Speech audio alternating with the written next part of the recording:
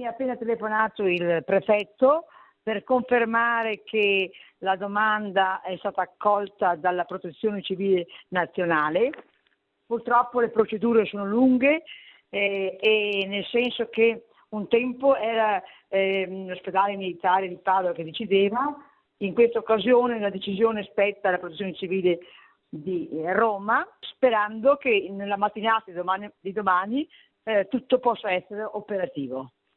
Ecco, Quindi potrebbero arrivare domani, insomma. Potrebbero arrivare domani. La notizia era attesa. Già venerdì il prefetto di Padova, nei continui contatti con il sindaco Claudia Corradin, aveva garantito che qualcosa si stava muovendo. Così è stato, ma con i tempi che non sono quelli dell'emergenza che stanno vivendo gli anziani ospiti rimasti nel pensionato di Merlara e i pochi operatori che li stanno seguendo. Sono già 8 giorni che stiamo lottando per avere questo, visto e considerato che per altre vie, le abbiamo tentate tutte, non è stato possibile avere personale a disposizione, perché purtroppo anche gli ospedali hanno bisogno e quindi le persone qualificate in questo senso sono dirottate verso le strutture ospedaliere e qui bisogna arrangiarsi. Intanto si allunga l'elenco di chi non ce la fa a sopravvivere. 4 persone sono morte nelle ultime ore, 1 in struttura, 2 anziani in ospedale venerdì, l'ultimo in casa di riposo poche ore fa.